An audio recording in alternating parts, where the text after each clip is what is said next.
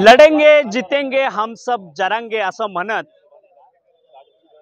मराठा बांधव जे आहेत ते मुंबईच्या दिशेने निघालेले आहेत। आज मनोज जरांगे पाटलांचा जो ताफा आहे तो आज पुण्यामध्ये येऊन धडकलेला आहे। आपण बघतोय की मराठा समाज बांधवांनी जी हाक दिलेली आहे चलो मुंबई, हे आता आपल्याला सत्य होताना दिसतंय। कारण आपण बघतोय सरकारने प्रयत्न केले मात्र त्याला काही यश आलेलं नाहीये। ज्या मागण्या सरकारने समोर मांडल्या मराठा समाज बांधवांच्या त्याही मागण्या मान्य झालेल्या नाहीयेत। कारण मनोज जरांगे पाटलांनी जो विषय मांडलेला होता की सकल मराठा समाजाला आरक्षण हे मिळालेलं पाहिजे, सर्व लोकांना कुलमी नोंदी ज्या मिळालेल्या आहेत त्यांना प्रमाणपत्र मिळालेलं पाहिजे, मात्र अद्याप तसं झालेलं नाहीये। त्यामुळे चलो मुंबई हा नारा आता समाज बांधवांनी जे मराठा समाज बांधव आहेत त्यांनी दिलेला आहे आणि सर्व समाज बांधव जे आहेत ते मुंबईच्या दिशेने रवाना झालेले आहेत। यामध्ये विशेष म्हणजे नाशिककर जे मराठा समाज बांधव आहेत त्यांची मोठी भूमिका आहे। मोठ्या संख्येने उद्या हे सर्व जे मराठा समाज बांधव आहेत हे मुंबईच्या दिशेने निघणार आहेत। मनोज जरांगे पाटलांचा जो तिकून मोर्चा आलेला आहे तो पुण्यामध्ये आहे आणि हे सर्व बांधव उद्या पुण्यामध्ये दाखल होतील आणि तिथून मुंबईच्या दिशेने कूच करतील। काय सांगाल करम भाऊ? लढेंगे जितेंगे हम सब जरांगे। आमचा गनिमी कावा उद्या प्रशासनाला शासनाला दिसेल। आमच्या आनंदाची बाब ही आहे की 50% लोक मुंबईत पोहोचले, दिलेल्या सगळ्या जबाबदाऱ्या त्यांनी हातात घेतलेल्या आहेत आणि उर्वरित जे लोक आहेत आमचे जे आमचा आकडा होता समाधानकारक आकडा उद्या जो आमचा पुण्याला जाणार आहे तो आमचा तयार झालेला आहे। त्या संदर्भात आजची बैठक होती। मराठ्यांचा गनिमी कावा अत्यंत चांगला असतो। छत्रपती शिवाजी महाराज सांगायचे लढायला सुरतला जायचं, लुटायला जायचं बरणपूरला, त्याच पद्धतीने आम्ही सांगितलं आम्हाला जायचं पुण्याला, पण आमचे लोक गेले मुंबईला। काल पोलीस प्रशासनाच्या वतीने किंवा शासनाच्या वतीने रेल्वे पण चेक केला गेला, पण त्यांना हे माहीत नाही मनमाडून ते पुण्याला गेले आणि पुण्याहून मुंबईला गेले। त्याच्यामुळं समाधानकारक जे काय आम्ही केला प्रसार माध्यम केलं, जरांगे पाटलांच्या लढ्यामध्ये लाखो समाज बांधव नाशिकचे सहभागी राहतील। ज्या पद्धतीनं मराठवाडा त्यांच्या पाठीशी ठामपणे उभा आहे त्याच पद्धतीनं आमचा उत्तर महाराष्ट्र सुद्धा मनोज जरांगे पाटलांबरोबर आहे। विशेष म्हणजे जेवणाची व्यवस्था आपल्या नाशिक जिल्ह्याकडून करण्यात आलेली आहे, त्यामध्ये सर्वांचा सहभाग आहे। काय आम्ही जिल्ह्याच्या वतीने आम्ही नाशिक रोड पंचकृषी असेल किंवा सर्व तालुके असेल तालुक्याच्या वतीने साधारणतः आम्ही 4 ते 5 ट्रक भरून जे जेवणासाठी ज्या वस्तू लागतील त्या आम्ही पोहोचण्याचं काम नाशिक जिल्ह्याच्या वतीने आम्ही उचलत आहोत आणि त्या गाड्या उद्या आम्ही पाठवणार आहोत। परंतु तुम्ही बोलत असताना एक शब्द वापरला, सरकार प्रयत्न करत आहे। आम्ही असं म्हणतो की सरकार 100% प्रयत्न करत आहे, पण सरकार प्रयत्न कोणते करत आहे? सरकारच्या माध्यमातून सरकारचा एक मंत्री मराठा समाजाच्या विरोधात ओबीसी समाजाच्या माध्यमातून आक्रमक भाषणं करून आमच्या विरोधात म्हणजे ओबीसी समाज मराठा समाज कसे वाद उभे राहतील, एकमेकांपुढे कसे ठाकले जातील यासाठी सरकार प्रयत्न करत आहे।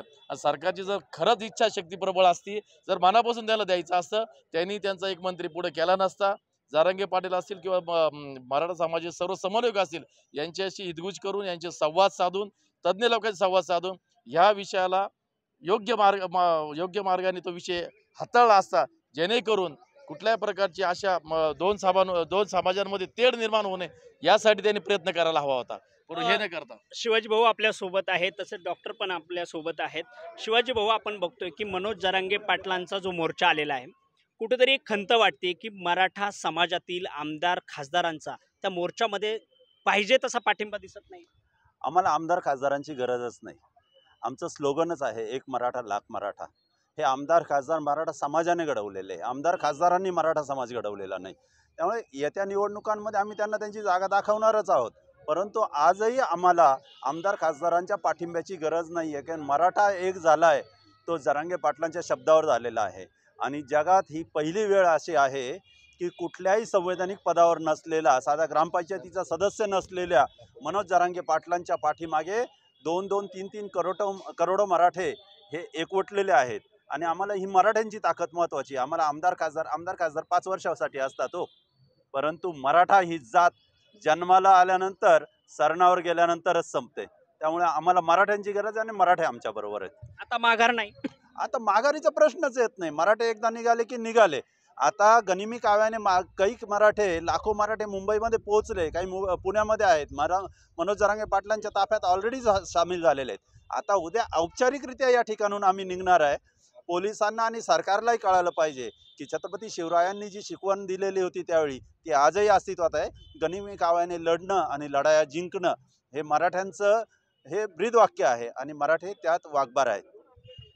सरकारचे प्रतिनिधी म्हणतात की आम्ही चर्चा करतोय, मग तोडगा काढण्याचा प्रयत्न करत आहोत, मात्र मनोज जरांगे पाटील कुठेतरी एकाच मुद्द्यावर ठाम आहे. त्याचं कारण असं की याच्या आधी आपण सर्वांनी बघितलेलं असेल की सरकारची बहुतेक टोलवाटोलीची उत्तरं आहेत. एखादा मंत्री समोर करायचा आणि त्याला दोन समाजामध्ये ते निर्माण करायचं काम करायला लावायचं, हे कुठेतरी चुकीचं आहे. आणि आता आम्ही सर्व मराठ्यांनी ठरवलेलं आहे की पाटलाच्या पाठीमागे उभं राहायचं आणि आरक्षण घेऊनच मुंबईतून परत यायचं. त्या अनुषंगाने आम्ही नाशिक शहर जिल्ह्यातील सर्व मराठा डॉक्टर्स एकत्र झालेलो आहोत आणि ह्या आरक्षणामध्ये उत्स्फूर्तरित्या आम्ही सहभागी झालेलो आहोत. पानिपतामध्ये मराठे हरले, त्याचं कारण असं की त्यांना रसद कमी पडली होती. त्या अनुषंगाने आम्ही मराठा मेडिकोजनी नाशिक जिल्ह्यातर्फे आम्ही 159 कट्टे म्हणजेच 4770 4 टन 770 किलो तांदूळ हा दिलेला आहे. 50 तेलाचे डबे दिलेले आहेत. आणि आमचे बांधव जे उद्या नाशिकवरून पुण्याकडे जाणार आहेत त्यांच्या आरोग्याची काळजी म्हणून आम्ही 5 ॲम्ब्युलन्स दिलेले आहेत. माझी पुन्हा एकदा आपल्या माध्यमातून सर्व मराठा बांधवांना विनंती आहे की मित्रांनो, आरक्षण आता घेऊनच आपल्याला माघारी यायचं आहे आणि आता सरकारचं कोणतंही उत्तर आपल्याला ऐकून घ्यायचं नाही आहे. जसं करण भाऊंनी, शिवाजी भाऊंनी सांगितलं की बऱ्यापैकी मराठे हे नाशिकवरून वेगळ्या मार्गाने पुण्याकडे गेलेले आहेत, मुंबईला गेलेले आहेत. तर हा गनिमी कावा आम्ही आधीच अधोरेखित करून ठेवलेला होता. उद्या औपचारिकरित्या नाशिक शहरातून बऱ्यापैकी डॉक्टर, इंजिनियर, ॲडव्होकेट्स, सामान्य पब्लिक, शेतकरी मराठा हे सर्व नाशिक रोडपर्यंत पायी चालणार आहोत आणि तिथून गाड्यांमध्ये पुण्याला पुढे प्रस्थान करणार आहोत. तर माझी पुन्हा एकदा आपल्या बांधून सगळ्या मराठा बांधवांना विनंती आहे की त्यांनी जास्तीत जास्त संख्येने उद्या 9 वाजता शिवतीर्थ CBS येथे उपस्थित राहायचं आहे आणि या मोर्चामध्ये सहभागी व्हायचं आहे. या मोर्चामध्ये तरुणांचा मोठ्या प्रमाणात सहभाग आहे. आपण बघतोय की बेरोजगारांची संख्या ही वाढलेली आहे, त्यात मराठा समाजाचे बांधव अधिक आहेत असा दावा केला जातोय. काय वाटतं एकंदरीत तरुण म्हणून काय वाटतं? मी या मीटिंगच्या माध्यमातून एवढं सरकारला सांगू इच्छितो अण्णासाहेब जावळे पाटील म्हणायचे हे मराठ्यांचा आगेमोहोळ आहे आणि ते आता मुंबईच्या दिशेने रवाना झाले. ते आगेमोहोळ जर मुंबईत घुसलं तर ते सरकारला परवडणारे नसेल. तरी सरकारने 26 तारखेच्या आताच निर्णय द्यावा अशी आमची अपेक्षा आहे. आणि तरुण बांधव जे मराठा समाजातले मुलं आहे ते त्यांना आता हाताला धंदा नाही, काम नाही, त्यामुळे त्यांना शिक्षणात पण ते मागे पडत आहे, कामात पण मागे पडत आहे. त्यांनी त्यांचं घरदार कसं चालवायचं, शेतकऱ्याला त्याचा हमी भाव भेटत नाही, त्यांनी आपल्या मुलांना शिकवायचं का, हा मोठा प्रश्न निर्माण झाल्यामुळं आज हे मोठं वादळ मुंबईच्या दिशेला निघालेलं असं मला वाटतंय. मुंबईमध्ये किती दिवस राहणार? किती दिवस राहणारपेक्षा सरकारने याचं आम्हाला सांगावा का आम्ही मुंबईत येऊ नये. जर सरकारला असं एवढी परिस्थिती वाईट वाटत असेल किंवा सरकारला दबाव आलेला असेल तर त्यांनी पुण्याला यावं, चर्चा करावं. जे स्वतःला महाराष्ट्राचे दादा म्हणतात ना, त्या दादांनी एकदा आमच्या जरांगे भाऊंची मिटिंग घ्यावी, त्यांच्याशी चर्चा करावी. हे दादा गुंड जे काही राजकारणामध्ये वाढलेले ज्यांचं षडयंत्र आहे मराठा समाजाविरोधामध्ये, येत्या काळामध्ये यांचे जे मराठा समाजांचे जे नेते आहेत ना, यांचे ढुंगणं हल्ल्याशिवाय आता जरांगे पाटील सोडणार नाही. यांना कळून चुकलेलं आहे का आपल्या आता खुर्च्या हल्लेल्या आहे. या जरांगे पाटलांनी आपली ढुंगणंसुद्धा हलवलेले आहे. आता ते ढुंगणं खुर्चीवरती बसू नये यासाठी मुंबईकडे कूच करण्यात आलेली आहे आणि मराठा समाज आरक्षण घेतल्याशिवाय माघार घेणार नाही. जरांगे पाटलांकडनं बघून असं वाटतंय पानिपतचं जे युद्ध झालेलं होतं त्या पानिपताच्या युद्धाची परत पुनरावृत्ती या महाराष्ट्रामध्ये होती. कारण पानिपताच्या युद्धामध्ये मराठे तिथपर्यंत लढले, जिथपर्यंत तलवारी चालत होत्या तिथपर्यंत मराठे लढले, परंतु रसद कमी पडली होती.